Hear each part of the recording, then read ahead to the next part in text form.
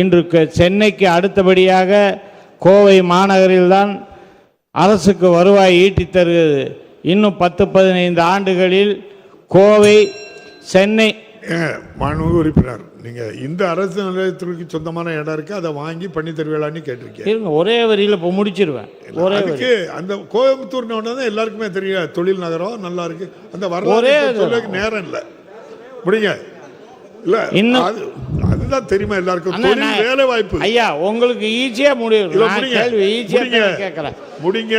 10-15 ஆண்டுகளில் சென்னைக்கு அடுத்தபடியாக ஏன் கோவை தான் தமிழகத்தின் தலைநகராக மாறக்கூடிய ஒரு சூழ்நிலை இருப்பதால் அங்கு தொழிற்பேட்டைகள் அதிகமாக, இண்டஸ்ட்ரிகள் வந்தால்தான் மக்கள் அங்கு அதிகமாக வாழ்கிறார்கள். ஆகையால் அங்கு ஒரு தொழிற்பேட்டை அமைக்க முன் வருவீர்களா என்று தங்கள் மூலமாக கேட்டு அமர்கிறேன்.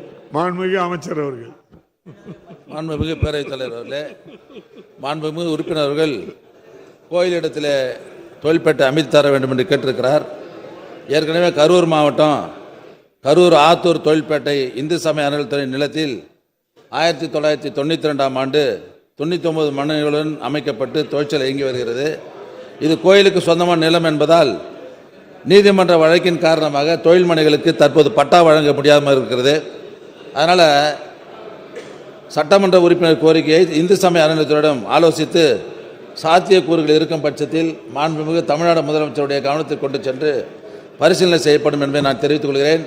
மாண்புமிகு உறுப்பினர்களுக்கு நான் சொல்வது என்னவென்றால், தங்கள் தொகுதிக்குட்பட்ட பகுதிகளில் ஆட்சேபனை இல்லாத புறம்போக்கு இடங்கள் ஒரு 10-15 ஏக்கருக்கு மேல் இருந்தால் அந்த இடத்தை குறிப்பிட்டால் துறையின் சார்பில் அதை ஆய்வு செய்து அங்கே தொழிற்பேட்டை அமைக்க ஆவணம் செய்யப்படும் என்பதை நான் தெரிவித்துக் கொள்கிறேன்.